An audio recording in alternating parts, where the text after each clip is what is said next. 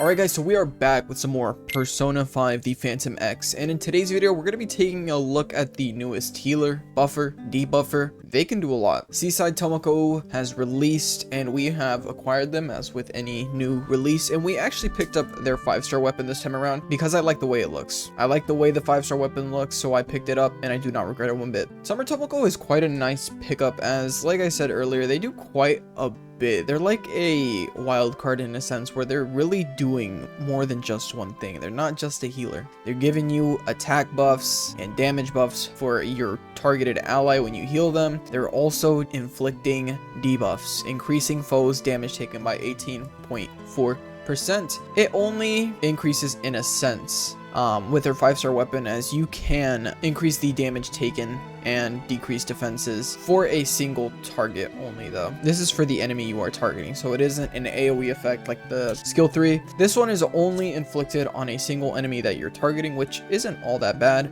And if we take a look at her A1, her defense shreds only increase, so whenever her summer resistance procs, they decrease the foe's defense by 15% for 3 turns, and it is able to stack up to 3 times. Yeah, she only gets better with her awareness one. By no means are any awarenesses needed. She can do fine, completely fine, if you decide to get her and her 5-star weapon, or even her without her 5-star weapon. Her 5-star weapon does have a healing effect, but I don't really think that is too much of a big deal. She does pretty solid healing, and weapons that only have healing effects aren't all that valuable if I'm being honest. But what I like about this weapon is the bonus debuffs that the enemies get. What would make this weapon a lot better is if the debuffs were actually for all the enemies and not only the one you target. But regardless of that, I don't really care. The weapons look cool. With all that being said, I actually wanted to go ahead and take Tomoko into these Velvet Trials here. By no means is this like gonna be like an optimal run. I have been holding off on these Velvet Trials here. I did not want to level up Tomoko or Rizzler to complete this. Now that Seaside Tomoko is out, like I can finally do these. So I wanted to go ahead and kind of talk about what I think of Tomoko so far, how they have benefited my account while I kind of do this in the background. So let's just quickly jump into this and then we'll talk about Tomoko. So Seaside Tomoko, as I stated earlier, it was a great pickup for my account. I love the playstyle of this character simply for the fact that they are able to play more than one role. Your healing. Her healing isn't... Okay, let me get this out the way.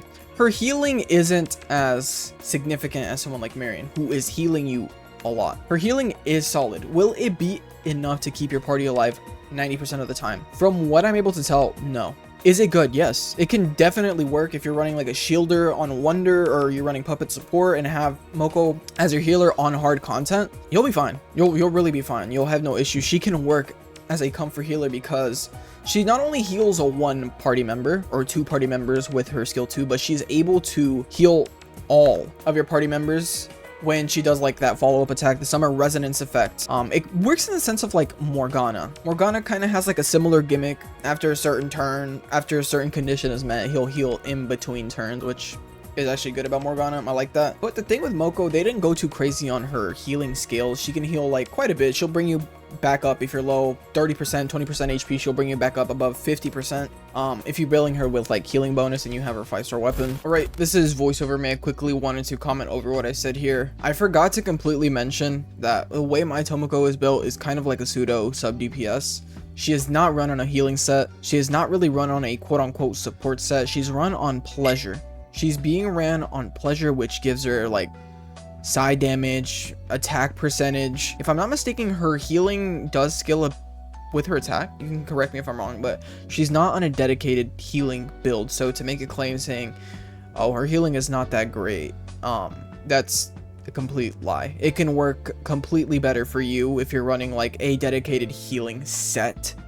If you're using her strictly for healing and not the other benefits she has, so she can work fine as a healer. I don't know what the hell I was talking about there, but I just really wanted to quickly mention that because I did not want to discredit for her healing, because the only thing I want to take note of is she heals with her skill 2, which is very restricted to 1 or 2 people, and it isn't the whole party. So if you want to heal the whole party, you have to build up those spark stacks, and it will not be up like all the time, right? It's during certain conditions when you attack, whatnot, then they'll heal the party. It won't be all the time. So you might not be able to get those heals off when your party's very low.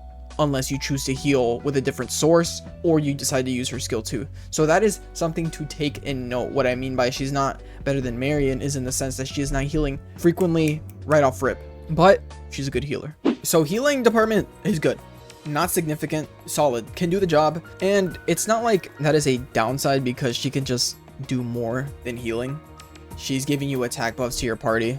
She's giving you damage bonuses for your party and debuffing enemies. So it's like a bit of a trade-off in a sense, which isn't an issue. Characters like this where they can fill more than one role have a lot of value in my opinion. I don't know what the general consensus is for Tomoko, if people like her, if people think she's meta, whatnot. But in my personal opinion, from what I've experienced with Summer Tomoko, she is really good.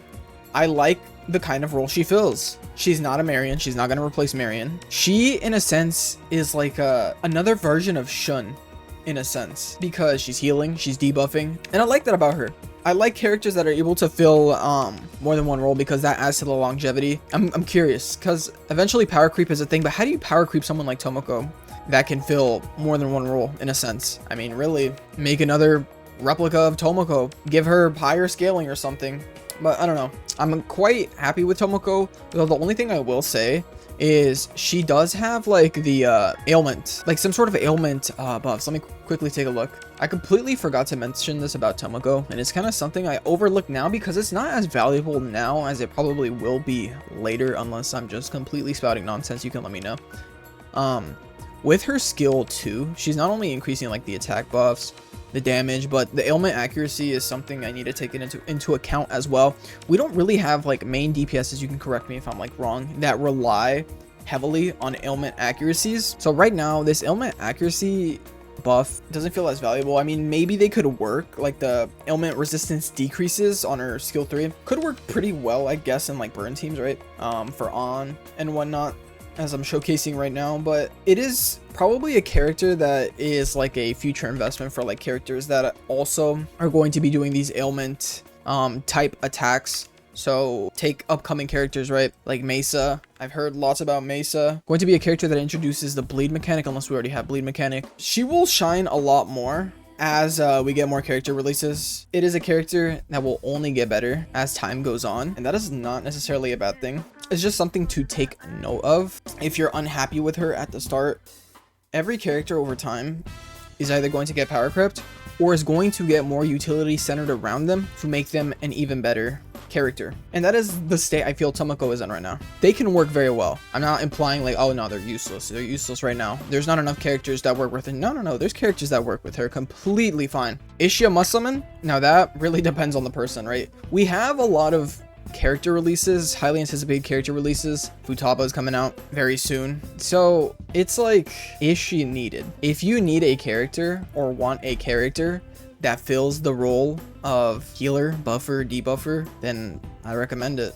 By all means, I recommend it. It isn't a bad pickup whatsoever. But something I always want people to take into account is that this game is meant to be having fun. The way you should go about playing this game is choosing fun over meta. Pull for the character.